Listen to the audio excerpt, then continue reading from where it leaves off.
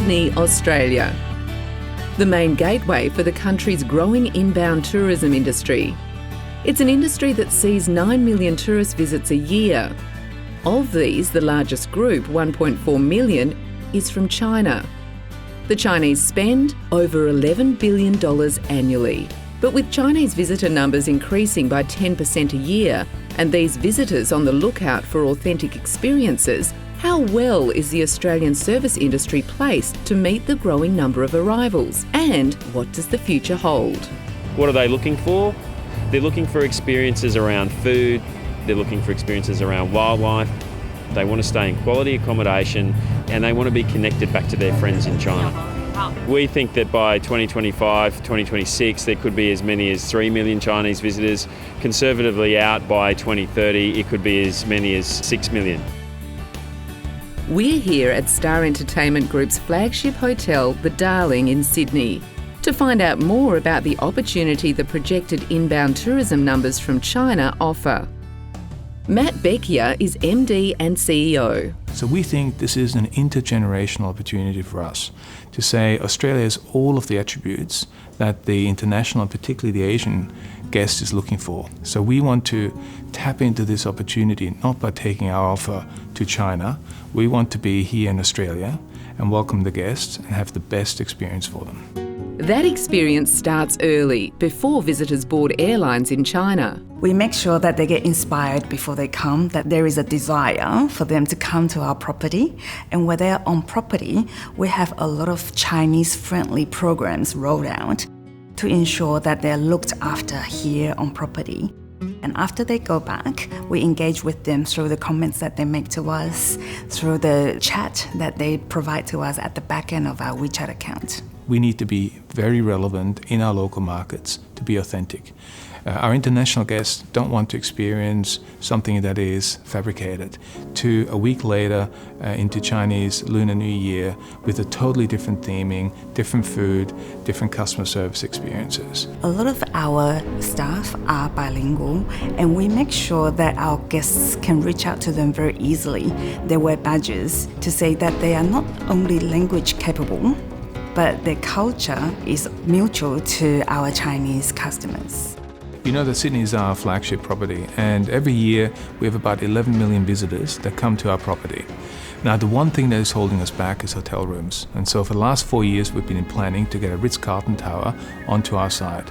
That tower will be a 60-story development with a Ritz-Carlton and a public bar on top that gives you unbelievable views over the city all the way out to the heads. Star Entertainment Group has embarked on a building program that will have a significant impact on the Australian tourism industry. Sydney is just the start. Major developments are underway across 3 cities, Sydney, Brisbane and the Gold Coast, all with an eye on the Chinese visitors' experience. So total investment that we have currently queued up is in the range of about $6 billion. So that's a very material amount of investment that we're putting forward. The only way we can deliver that is through the partnership and the capital light investment model that we are pursuing.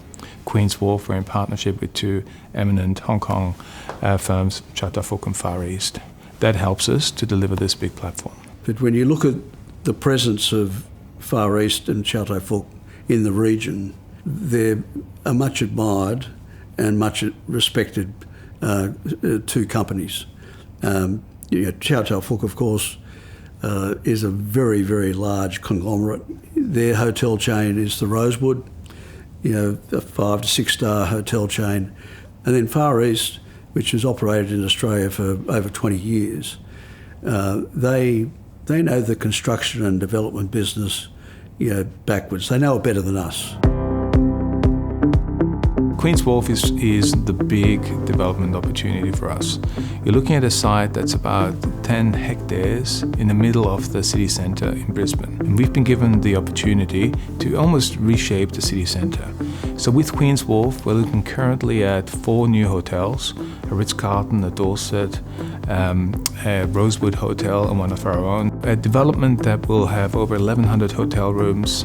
So it is quite a city-shaping development, and it speaks to the attraction of Brisbane that really hasn't been fully captured. So from a tourism point of view, in Brisbane in 2020, there's a second runway that opens up in Brisbane. That will make it the biggest airport in Australia. It has more capacity than Singapore or Hong Kong. So that will become the gateway for international tourism into Australia.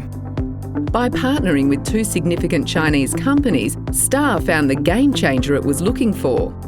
Chairman John O'Neill explains. The reality is that the relationships with Far East and Chow Tai Fook at a personal level are fundamentally important. And then that just is extraordinarily valuable. It binds the relationship. It makes it's more than money, it's more than capital, it's friendship. In the Gold Coast, we currently have 2 hotels and about 20 bars and restaurants. We are in the early stages of building a 3rd hotel, and we've just announced a 4th tower with an additional hotel that rounds out the experience in the Gold Coast. So it's a very exciting development that will make it as big as, for example, Marina Bay in Singapore. So it's a very, very substantial contribution to the tourism infrastructure in this country. If we're building assets that have the right appeal and attraction for Chinese visitation, and Australia generally is playing its role, so it's not just us. So it's airlines, it's airports, it's the whole pipeline that play a role in inbound tourism. We're going to be the beneficiaries of that. The story doesn't end there. Star's significant investment strategy and emphasis on delivering unique experiences for Chinese tourists has a flow-on effect into the Australian economy as well, ensuring a win-win outcome for tourism operators and other stakeholders alike.